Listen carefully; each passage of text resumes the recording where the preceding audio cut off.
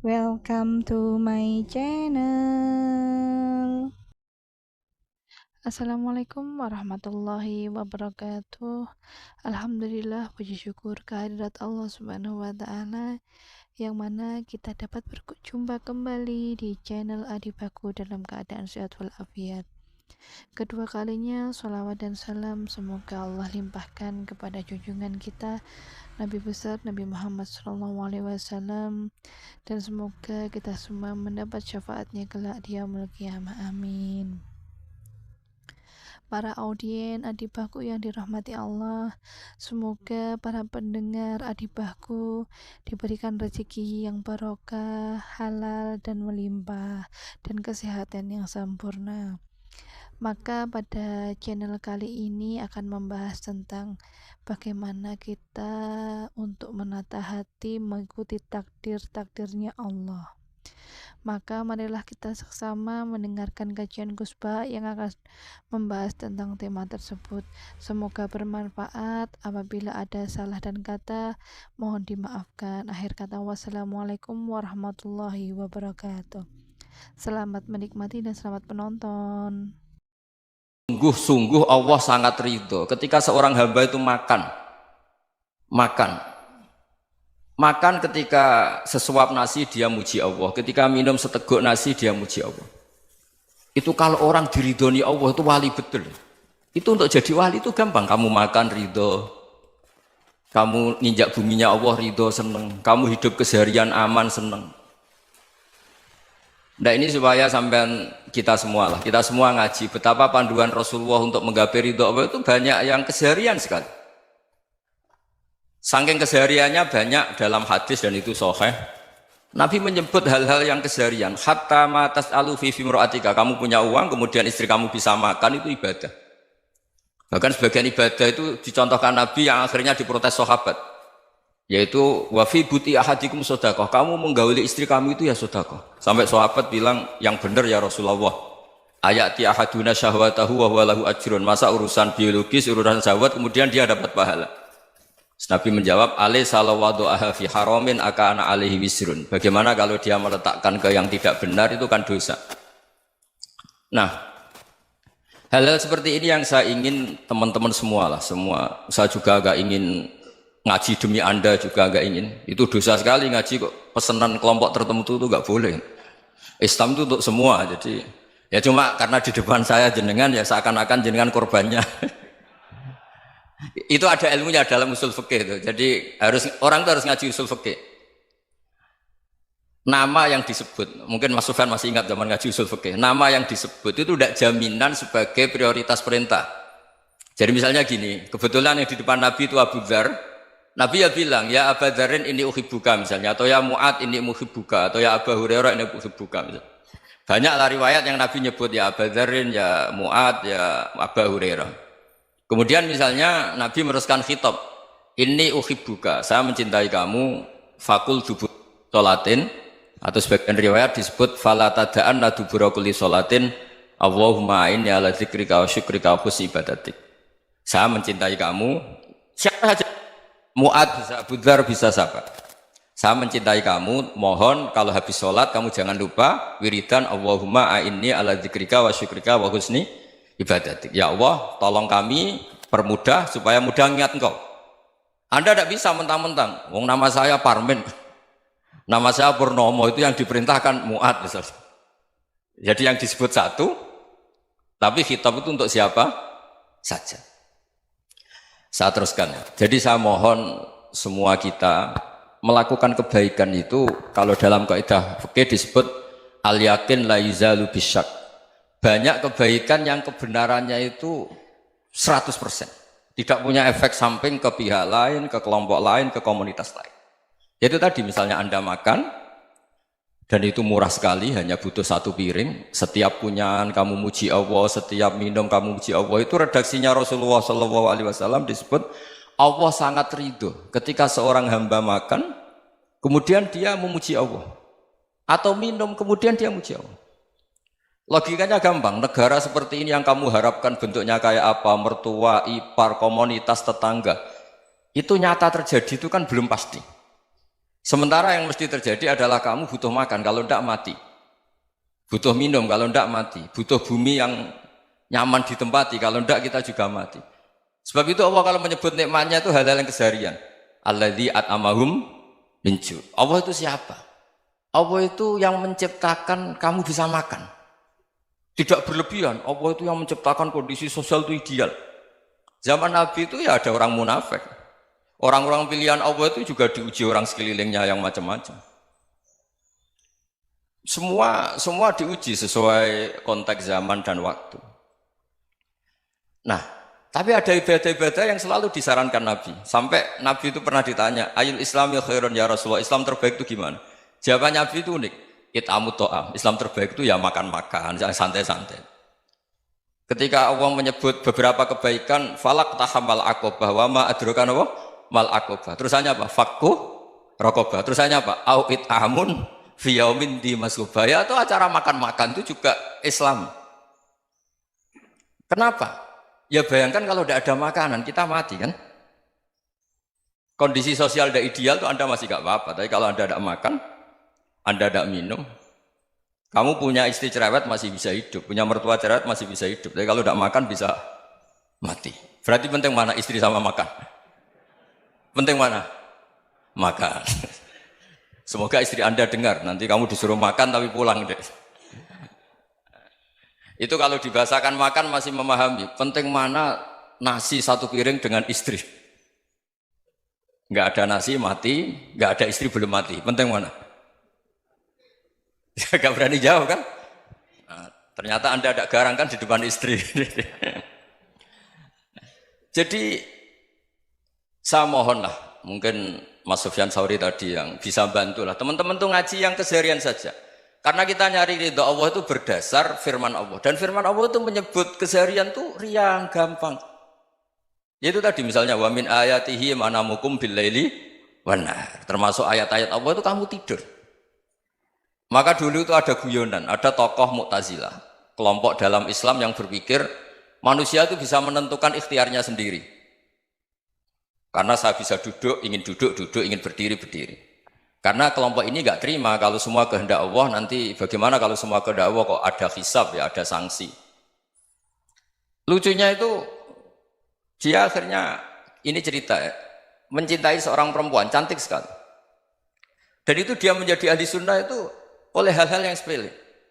Karena istrinya cantik, ya namanya suami istri itu hubungan intim.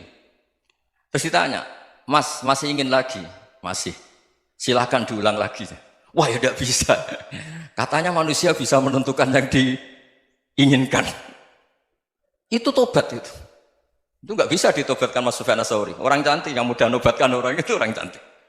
Segampang itu.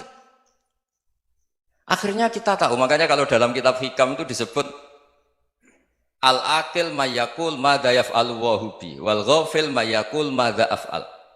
Orang yang punya akal karena sadar ini wilayah Allah, semua milik Tuhan. Itu dia tiap hari berpikir, besok Allah akan melakukan apa terhadap dunia ini. Kamu merencanakan suatu mau plesir, ternyata gempa. Mau wisata ke Rusia, ternyata perang. Kamu tidak pernah tahu apa yang akan terjadi besok. Wa ma tadri nafsum madza taksibu ghadan. Tapi anda semua kita ini sering punya jadwal permanen. Makanya saya kalau diundang siapa saja, bisa takdir. Yang jelas Gus ini acara penting. Ya masih acara penting nak pangeran ngersakno piye? Kowe ape dadi pangeran, kamu kok mau jadi Tuhan? Itu kadang ya kiai. Penting Gus acara ini jenengan harus memastikan bisa.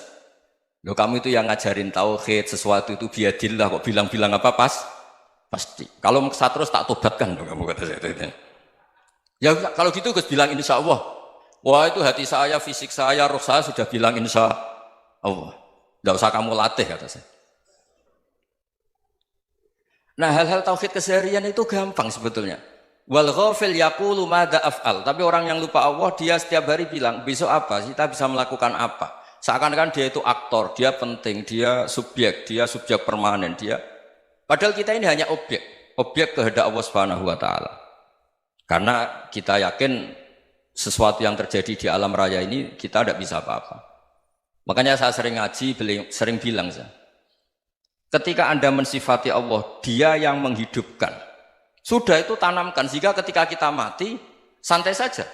Kenapa santai? Allah punya cara menghidupkan kita. Zaman kita hidup juga gak tahu caranya ngelola jantung, ngelola paru-paru.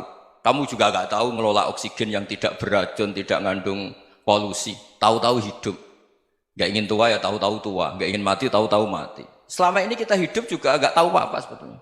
Hanya gaya tok, punya jadwal, punya planning. Kalau kamu bisa menentukan pilihan Anda, pasti Anda istrinya cantik, 4 neriman semua, qanaah semua. Nyatanya enggak kan? Ada 1 jelek, cerewet. Oh itu kan, nyatanya enggak bisa apa-apa Anda kan? Dan kamu bawa mati lagi. Itu kan, istri Anda juga gitu, punya keinginan, punya suami yang ganteng, yang jabat, yang neriman, yang enggak poligami. Ya enggak kesampaian juga. Kalau kita ngitung tingkat kegagalan kita itu gagal terus. Ya kan? Nah, terus ingat Allah, madza yaf'alu wa bi. Orang yang punya akal selalu berpikir Allah itu menghendaki apa terhadap saya. Lalu sama-sama orang melihat orang yang serius, itu kata Anda itu pemikir berat, serius, senang punya tokoh yang merengut karena kamu anggap serius. Tapi sebagian orang anggap orang yang serius itu wong merengut, wong masam, wong muka kok ditekuk. Jadi sama itu hati ya muqallibal qulub tsabbit qalbi ala dini, karena kita enggak tahu cara berpikir kita tentang orang lain, tentang sekeliling kita. Misalnya kita orang baik yang jenis ngrumat fakir miskin, ada orang bangun masjid mewah itu janggal. Apa artinya masjid mewah kalau banyak orang kelaparan? Tapi kalau yang jenis pendidikan, apa artinya masjid mewah kalau tidak bisa ngaji? Nanti yang jenis infrastruktur, apa artinya ini kalau semuanya punya sudut pandang yang berbeda-beda. Dan Islam mengapresiasi semua kebaikan. Tapi katakan semua kebaikan itu adalah kehendak Allah Subhanahu wa taala. Karena apapun baik Anda itu pakai fasilitas yang diberikan oleh Allah Subhanahu wa taala. Sehingga ini yang disebut kulillah sumadarhum fi khawdihim yal'abun. Ya kembali tadi ke tema-tema bahwa keseharian Anda ini sudah Islami. Saat Anda tidak bisa melakukan apa saja. Saya sering ada jenazah, biasanya kalau tetangga meninggal saya sering disuruh ngelepas. Saya bilang orang ini baik karena sering ngelamun di rumah, sering nganggur di rumah. Ditanya sama anaknya, kenapa Gus nganggur baik? Ya kalau dia nganggur artinya juga agak berbuat sesuatu yang maksiat kan? Ya kan? Orang nganggur di rumahnya ya tidak bunuh orang, tidak maling, tidak korupsi, ya namanya nganggur di rumah. Lah cuma istri cara pandang nganggur gak menghasilkan uang gitu. Tapi juga gak menghasilkan kriminal kan? Jadi sebenarnya Islam itu makanya kalau sampai ngaji usul fikih itu ada kitab usul fikih namanya Lubul Usul, itu terkenal sekali di pesantren itu. Itu kalau ngapresiasi keseharian itu luar biasa. Izma min mubahin illa wa yatahaqqaqu bihi tarku haramimma. Karena keseharian yang mubah saat Anda lakukan itu ada kehebatan yang luar biasa, yaitu meninggalkan haram. Makanya dulu banyak orang-orang alim ketemu temannya itu guyon sampai semalaman. Itu biasanya yang semangat Islam itu kiai kok udah tahajud, kiai kok udah witir. Orang yang sedang mapan uangnya banyak, malam itu udah kelayaban itu sudah luar biasa. Melawan nafsu supaya tidak maksiat itu sudah luar biasa. Supaya lupa guyon sama temannya semalaman sampai subuh. Gejolak-gejolokan kenang zaman miskin, zaman kuliah gak jelas, zaman apa. Melihatnya jangan tarkut tahajud. Seperti ini meninggalkan tahajud, tapi meninggalnya ini talkul muharramat. Jadi kayak apa hebatnya? Sehingga Imam Ghazali punya riwayat yang agak unik. Hatta takuna ibadatu akhiri hadil ummah iku an-naum. Sehingga suatu saat ibadah terbaik umat ini itu tidur. Itu kan riwayat kontroversi. Ketika Imam Ghazali ditanya, kenapa iya? Kenapa kamu mulai keluar dari rumah itu sudah banyak maksiat? Melihat perempuan yang enggak mahram, melihat fenomena. Tapi kalau kamu tidur itu enggak melihat apa-apa. Tapi juga kamu jangan menganggap tidur itu ibadah betul. Saatnya melakukan fardu ain malah masih tidur. Tapi itu sudut pandang yang menjadikan kita Islam itu gampang. Jadi saat Anda tidak bisa aktivitas apa-apa, misalnya ada beberapa orang yang lumpuh. Lumpuh itu memang nggak bisa Jumatan, nggak bisa ibadah, tapi dia juga nggak bisa maksiat. Tidur itu memang Anda saat itu tidak bisa tahajud, tidak bisa witir, tapi saat itu ada zina, ada maling, tidak gosipkan orang, tidak bully orang, tidak menanamkan kebencian, tidak hasud. Sehingga tidur menurut Allah Ta'ala wa min ayatihi manamukum billaili apa? Wan-nahar. Karena di tidur itu selain ada unsur istirahat, jaga kestamina, juga ada unsur meninggalkan beberapa keburukan. Nah saya mohon ibadah yang keseharian ini kita jaga. supaya kita semua baca ayat itu fasih. Fasih itu tertanam di hati. Allah itu siapa? Alladzi at'amahum min ju'i wa amanahum min khauf. Dan Allah kalau cerita di Quran itu anna sababnal ma'a sabba tsumma syaqqaqnal ardha wa syaqqa fa ambatna fiha habba wa inaba wa qadba wa zaituna wa nakhla wa hada'iqa hulba. Kamu tahu saya ini siapa, kata Allah. Saya ini adalah Tuhan yang menurunkan air, kemudian ada tanaman banyak. Habba wa inaba wa qadba, ada zaitun, ada tin, kalau orang Jawa mungkin ada tela, ada padi, ada mangga, ada pisang. Sudah. Wa inaba wa zaituna wa nakhla wa hada'iqa hulba. Ada perkebunan yang lebat. Tujuannya apa? Mata Allahkum, silahkan kamu pakai, kamu nikmati. Tapi karena kadang kita ini punya ide-ide besar.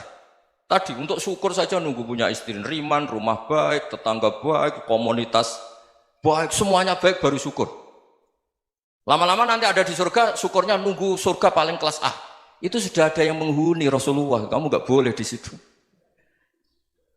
Masa untuk syukur saja? Repotnya Masya Allah. Jadi mohonlah Quran yang kalau Anda hafalkan juz sama itu kan ada ayat-ayat yang kayak tadi. Ya, fal yang dzuril insanu ila ta'ami. Coba lihat apa yang kamu makan ya? Dari mana? Dan untuk mempertahankan hidup kamu keseharian.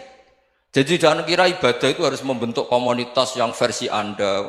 Ibadah itu harus yang hal yang mulu-mulu. Kesehariannya Anda alami. Loh, ini saya tidak bikin-bikin. Saya ngaji bukan karena berdasar pesanan.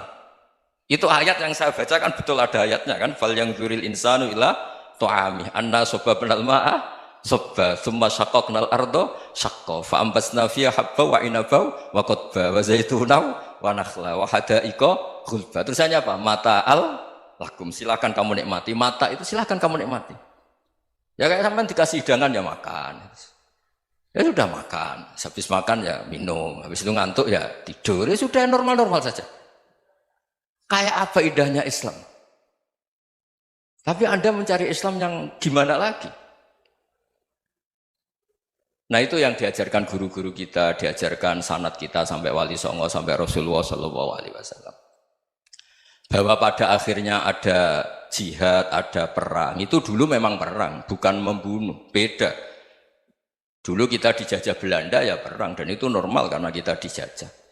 Jadi ketika orang lain ingin baik sama kita, wa in ahadum minal musyrikin astajaruka ya fajirhu hatta yasma'a kalam Allah. Kalau mereka ingin baik ya kita baik. Makanya ada istilah musta'man, mu'ahad. Kalau mereka ingin damai, berdampingan dengan kemajmukan ya itu yang lebih baik. Karena memang Islam menghormati proses perdamaian. Wa in janahu lis-salmi ya fajnah lah. Kalau ingin damai ya kita harus